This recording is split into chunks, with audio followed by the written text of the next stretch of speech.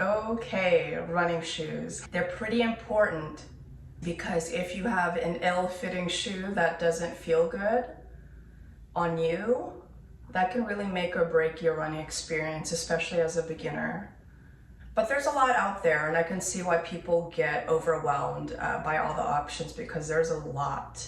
There's a lot of great brands out there with their marketing campaigns that are usually telling you that their latest and greatest model is the best out there and it has everything you need. Looking back when I was shopping for my first shoe, I spent a lot of time on the technical aspects of shopping for a shoe. The brand, the foam, the level of cushion, how much stability it had.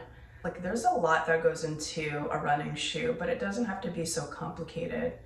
If I can shop for my first shoes all over again, I would focus on one thing, and that would be comfort. It's pretty basic, I know, but it's true. It doesn't have to be complicated. It can just be all about it feeling good. I want to feel as if the shoe almost isn't there. It almost feels like it disappeared on my foot. It feels like it's almost a part of my foot.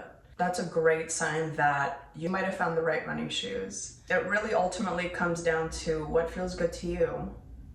Does it fit really good on you? Does it feel like it almost disappears?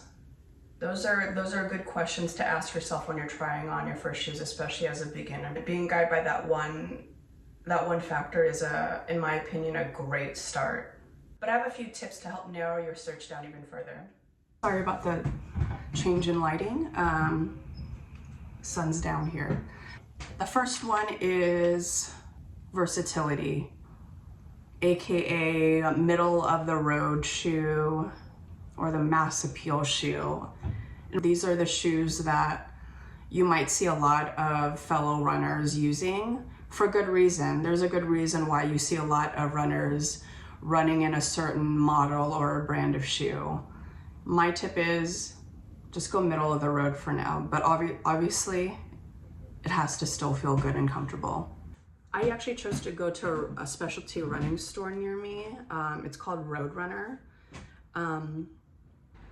I really like their policy of their 90-day fit guarantee. Basically, they want you to run in it and see if you like it for an extended period of time, which is 3 months, which is more than enough time to know if the shoe is comfortable and if it's good, if it's the right fit for you. You can try it on. I mean, obviously you're going to be in the store and you need to try it on, and I run in the store. That store happened to have a treadmill. I ran on the treadmill to try it out before buying. I ran throughout the store to try it out, but I think it's even better if you can go on an actual run with your shoe risk-free. Things change once I try something on after I leave the store and after I've bought it. So I really love that they have the 90-day fit guarantee, and I've used it before. There was a shoe that felt fine in the beginning, and then when I ran it on the track, it just was feeling so heavy. It wasn't right. And there's also some big retail shops that are not specialty running stores that have really great return policies if the fit isn't good. So that's definitely not a requirement if you're the type of person that tries something on in store and you know that that's the one, go for it. But I like that. I like that flexibility. There's some trial and error in the beginning, and especially when you're picking out your first shoe, you think you've got the right one in store, and when you get home and you actually go on a run with it, that's not the case. That was the case for me because you're learning to listen to your body as it relates to running, and that takes some time. That takes some time to know what your body and your feet like. And for me, it wasn't immediate. Affordability. Running shoes are not cheap.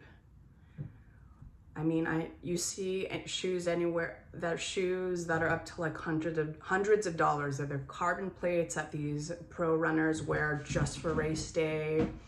They're the super foam shoes that are like at least a couple $100.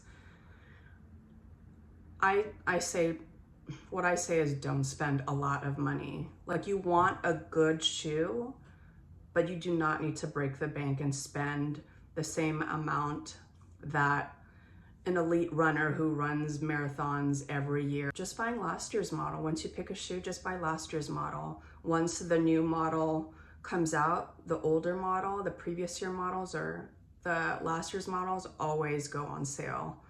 You don't want to spend a lot of money and then find out that you actually don't like the shoe.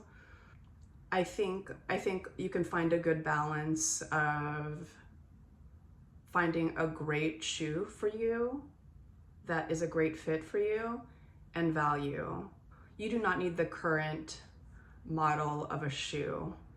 And I've found in my experience that the new model, there's not much change from previous models. And when you're in the store, try on different shoes. Don't try on just one or two, try on more than two. Try on different shoes with different features, with different brands that are pretty, that are basically shoes that are different from each other to see what works for you or not in store. Even though one brand is beloved by a bunch of runners that it might not be the one. Maybe they just run too narrow for you, or they're not as cushiony as you like. My eyes shopped for me first. Obviously, I wanted a cute shoe and I wanted cute colors, but it's really about comfort, like I said at the top of the video. And then you just hope that the brand makes colors that you like.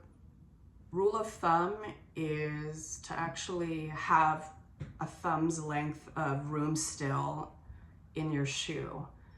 I've sized up by a half size to a full size before, and runners do this because when you run, your foot expands. Your foot gets bigger, especially on the long runs, because of the swelling from hitting the pavement so hard and for so long. And that goes into comfort. If the shoe is feeling tight while you're running because of the swelling that'll inevitably happen on your runs, that's not great. You want your toes to feel like they can spread out, but make sure that when you size up, that when you test run, that your ankle isn't slipping out. If it is, you sized up too much and you maybe need to go down half a size. Sure, if you have a wide foot, get the wide version, and if you have a narrow foot, get the narrow version, because that contributes to comfort and fit. If it's already feeling tight while you're trying them on in the shoe, that's a red flag. And if they don't have the wide or narrow version, then don't force it. Look for another shoe. It's not worth it. Good luck. Happy running.